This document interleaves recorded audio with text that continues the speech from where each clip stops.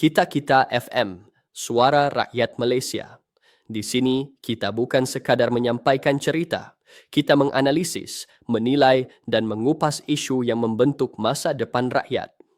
Hari ini, kita cerita berita dari Malaysia kini.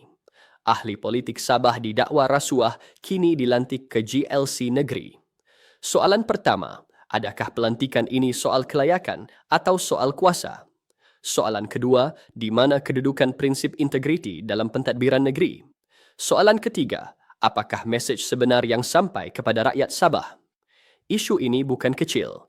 Ia menyentuh soal amanah awam, kredibiliti kerajaan negeri dan keyakinan rakyat terhadap agenda pembaharuan yang sering dilaungkan. Yusof Yaakob, bekas ahli Dewan Undangan Negeri Sindumin yang masih berdepan pertuduhan rasuah berkaitan lesen cari gali mineral, kini dilantik sebagai pengerusi Sabah Development Berhad, sebuah syarikat berkaitan kerajaan yang berada di bawah Jabatan Ketua Menteri dan Kementerian Keuangan Sabah. Pelantikan ini berlaku bukan dalam keadaan senyap. Ia diumumkan sendiri dengan ucapan terima kasih kepada Ketua Menteri Sabah Datuk Seri Haji Jinor atas kepercayaan yang diberikan. Di sinilah persoalan bermula. Apabila seseorang yang sedang melalui proses mahkamah atas tuduhan rasuah diberi kepercayaan mengetuai syarikat milik kerajaan, apakah standard moral yang sedang kita tetapkan? Kita perlu jelas, prinsip asas tadbir urus yang baik ialah persepsi itu sama penting dengan realiti.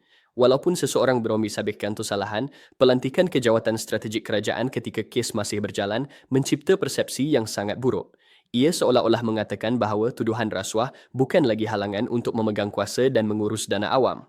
Di tengah-tengah cerita ini, rakyat diingatkan semula kepada kes asal. Tuduhan menerima wang tunai ratusan ribu ringgit bagi memudahkan lesen cari gali mineral. Lokasi yang didakwa, tarikh yang jelas dan individu pemberi maklumat yang tampil secara terbuka. Semua ini bukan kabar angin kosong. Ia sedang berjalan dalam sistem perundangan negara. Jika pelantikan sebegini diterima sebagai perkara biasa hari ini, apakah yang menghalang lebih banyak pelantikan serupa selepas ini? Apakah mesejnya kepada penjawat awam yang jujur dan profesional? Lebih menarik, pemberi maklumat dalam kes ini, Albert Tay, secara terbuka mencabar Perdana Menteri Datuk Seri Anwar Ibrahim untuk bertindak lebih tegas. Beliau mempersoalkan mengapa daripada ramai nama yang didedahkan, hanya segelintir sahaja yang didakwa. Ini bukan cabaran kosong. Ini satu tamparan politik kepada agenda reformasi yang dijual kepada rakyat sejak pilihan raya umum lalu. Apabila nama-nama besar turut dikaitkan, termasuk Ketua Menteri sendiri, timbalan-timbalan Ketua Menteri, Menteri-Menteri Kanan, ahli-ahli Dewan Undangan Negeri, malah Speaker Dewan, maka isu ini tidak lagi boleh dilihat sebagai kes terpencil. Ia menjadi gambaran budaya kuasa dan perlindungan politik yang lebih besar. Di sinilah persoalan kedua menjadi semakin berat. Adakah Sabah sedang berdepan krisis integriti kepimpinan? Atau adakah ini sekadar persepsi yang rakyat perlu teran demi kestabilan politik? Kerajaan sering berhujah tentang prinsip tidak bersalah sehingga dibuktikan bersalah. Prinsip itu benar dalam undang-undang, tetapi dalam politik dan pentadbiran awam, terdapat satu lagi prinsip yang sama penting, iaitu tanggungjawab moral dan accountability.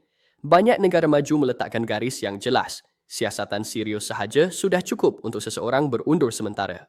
Persoalan di tengah-tengah perbincangan ini ialah, jika rakyat biasa disiasat, mereka boleh digantung kerja. Jika ahli politik disiasat, mereka dilantik ke jawatan lebih tinggi. Apakah keadilan ini seimbang? Pelantikan ke syarikat berkaitan kerajaan bukan sekadar jawatan simbolik.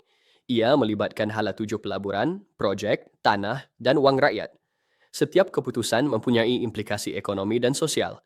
Maka risiko konflik kepentingan dan kerosakan reputasi bukan sesuatu yang boleh dipandang ringan. Kita juga perlu melihat kesan jangka panjang. Apabila pelabur melihat Sabah, mereka bukan hanya menilai sumber semula jadi, tetapi kestabilan tadbir urus. Isyarat yang dihantar melalui pelantikan sebegini boleh menjejaskan keyakinan pelabur, terutama dalam sektor yang sudah pun sensitif, seperti perlombongan dan pembangunan tanah.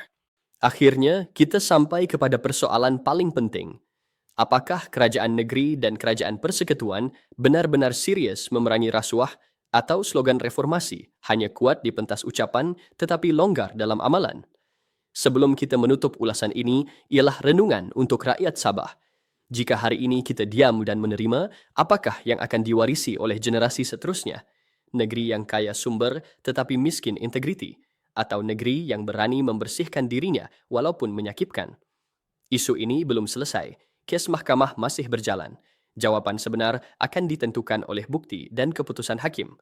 Tetapi dari sudut moral politik, pelantikan ini sudah pun menghantar mesej yang jelas. Dan mesej itu sedang diperhatikan oleh seluruh rakyat. Apa pandangan pendengar berhubung hal ini? Tulis di bahagian komen. Itu dia ulasan dari Kita FM, suara dari hati rakyat Malaysia. Jangan lupa, kita bukan sekadar mendengar, kita menganalisis, menilai, dan bertindak. Jumpa lagi dalam segmen seterusnya. Terima kasih.